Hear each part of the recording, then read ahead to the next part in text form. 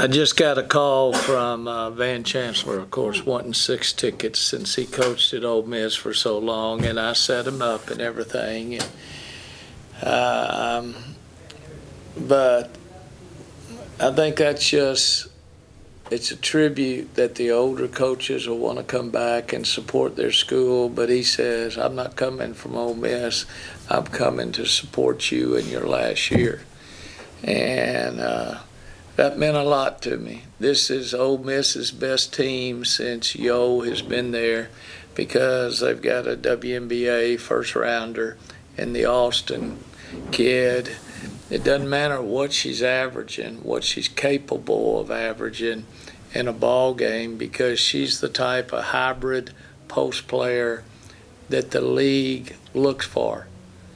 And she's going to be a load. She blocks shots, she runs the floor, she scores. She likes to post up smaller guards because she can play outside or inside like Ryan Howard of Kentucky can do. And so we're going to have our hands full with her.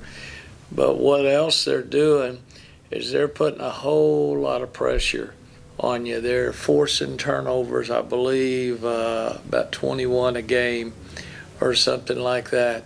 So with either a three-quarter press or a straight man-to-man or just being active in the half court. She plays a lot of people because she has depth finally. That's what you've got to do in the SEC, is develop your depth and recruit your depth, and then in today's world try to hang on to your depth.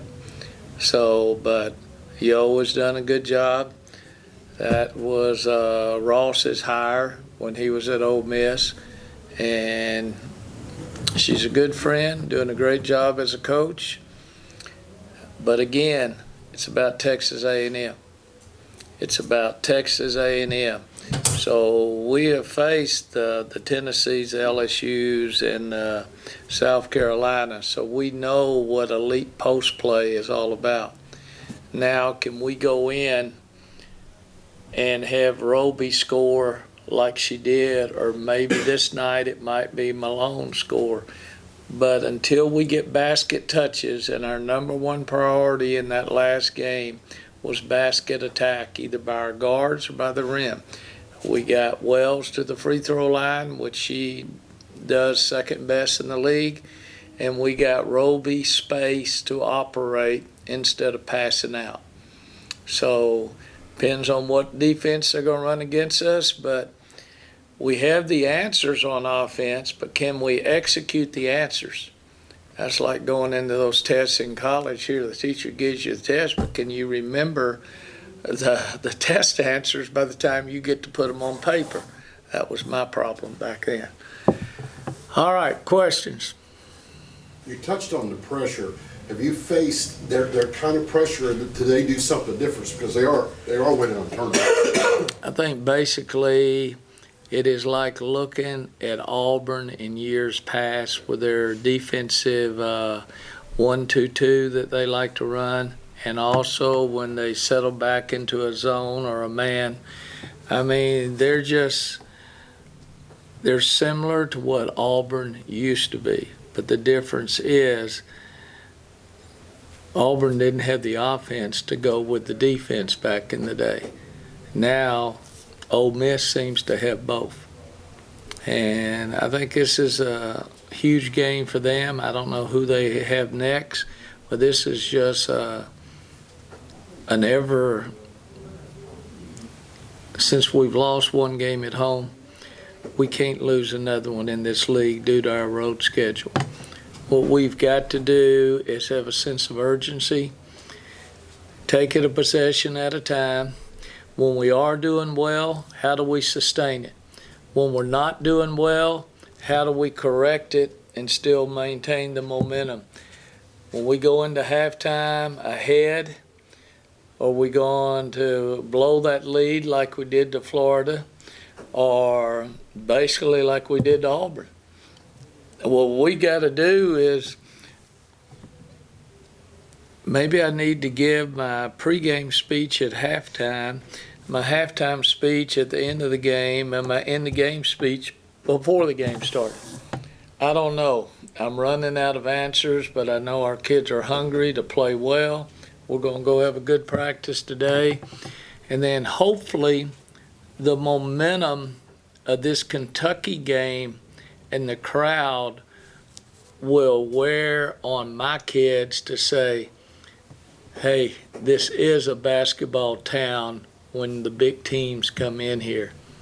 And I want my kids to see the momentum, and I'm sure all 14 of them will be there. And just like I hope the men's team will be at our game tomorrow night, which they usually are. So it is, everything in the kitchen sink will be thrown tomorrow. And we will just try to do our best. But sometimes trying doesn't get it done. You've got to execute your best. And against Mississippi, and we've got to play them twice. And when I was just talking to Van Chancellor, he said, my gosh, look at your schedule. Look at your doubles. South Carolina, Ole Miss, and LSU. Nobody has that, but we've got it. So, but it's going to rotate around every 2 years or so, the road schedule. But let's do what we can do. That's win at home. Win at home, use the crowd, use our catalysts. If I start Pitts or bring her off the bench, I need for her to change the momentum and the energy of the game. No matter we're ahead or behind, I need her to change things up. Questions? You mind? I asked Dusty the same question, Coach. A desperate team, is that a good thing if they play desperate, or do you want them to not play like that? No, I don't like that word desperate. There was a lot of country western songs and desperate. No, I don't like desperate. I like sense of urgency. Okay. We cannot let home games slip by without being ready to play our best. And that's what we have to do. We have to play our best at home. And going forward, we've lost 2 games here to Texas and to Florida, and that's got to stop. Somewhere the answer's in the mirror, and it's got to stop with all of us. How about other than like South Florida, Tennessee, they haven't played, Texas Tech, they haven't played a tough schedule. Do you feel that you've got an advantage there in the fact that maybe you've played quality competition? Yes, but it's sort of like Baylor's men's team lost 2 games at home last week, number 1 in the country. And here they go on the road and beat a West Virginia team last night. So as soon as you get complacent, somebody's going to snap up and get you.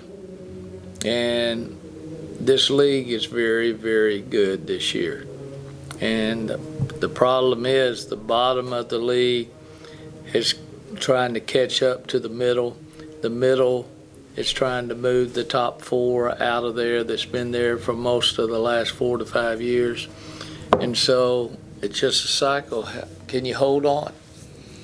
What are your ratings? Can we get those 4,000 students that are going to be at the ball game to just get 500 students for tomorrow night? Can we get the older people in the stands to bring their neighbors or whatever to the ball game? Can we get people out of the woodwork? Now, what would really help our cause? We need the men to win tonight. Okay, that helps all of us. When the men win, we win. Because people are talking about basketball. They're calling in to the radio shows. Y'all have something to talk about besides my Cowboys running on 3rd down or something like that, or making that, or who's going to be the next hire. You have something else to talk about, and it could be an extended period to talk about basketball at A&M. And I look forward, I want to be a part of that.